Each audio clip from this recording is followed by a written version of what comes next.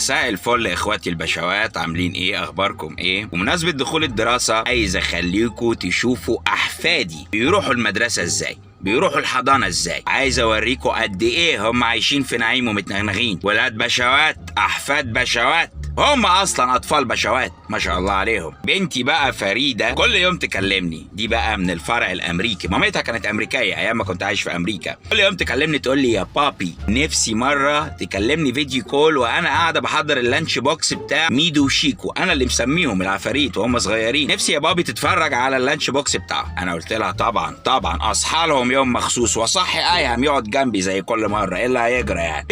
يقعد معايا ايهم، ما بيعملش حاجه بس وجوده بيحسسني بالدفء. قررت النهارده ان انا اتفرج على مامتهم فريده حبيبه قلب بابي وهي بتحضر اللانش بوكس بتاع ميدو وشيكو حبايب قلب جده من جوه. ها يا فريده، محضره ايه لميدو النهارده؟ تعالوا اوريكم النهارده لانش بوكس ابني كان عباره عن ايه. حطيت له شويه مكسرات كده مملحه. والله يا ميدو تعرف ان في رجاله بشنبات دلوقتي عندها فوق ال50 سنه ما تعرفش يعني ايه مكسرات.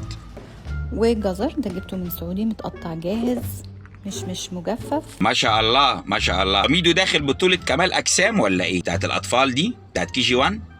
حطيت له كمان ساندويتش زبدة فول السوداني بالعسل، واستخدمت العيش الأسمر، عصير برتقان. عارف يا ميدو زمان اللي كان بيضيع كيس السندوتشات كان بيحصل فيه ايه؟ مامته بتعمل فيه ايه؟ اساسا كان في امهات يا ميدو زمان يا حبيب قلب جده كانت بتمضي ولادها على وصولات امانه وهم نازلين بالكيس بتاع السندوتشات، عشان لو ما رجعش بيه بيتحبس على طول، حبس يا ميدو. انتوا متدلعين، جيل متدلع. والنوتري فيت بالفراوله، وده كان اللانش بتاع ابني للنهارده. ده كان في اطفال بيجوا عندنا المدرسه يا ميدو، واسال مامي فريده، كانوا بيجوا بالفينو فاضي على امل ان هم يجمعوا الحشو من صحابهم في الفصل. عيال في منتهى القرف. انا فاكر يا فريده يا حبيبه قلب بابي من جوه ان كان في حاجه اسمها جبن وخيار، اتلغت دي ولا ايه؟ فاكر يا ايام ما كنا بناخد سندوتشات الجبنه؟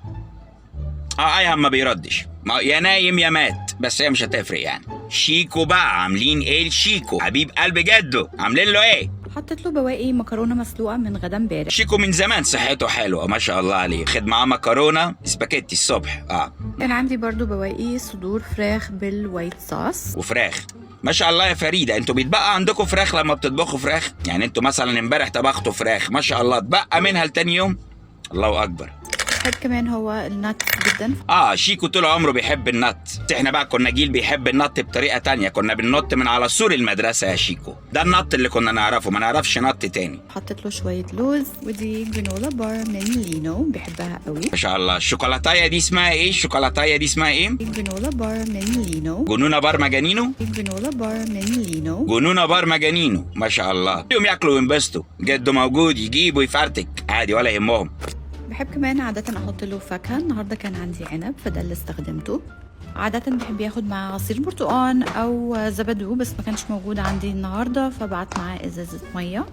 وبحب دايما أحط له وايبس وكمان شوكة أو أي حاجة ياكل بيها.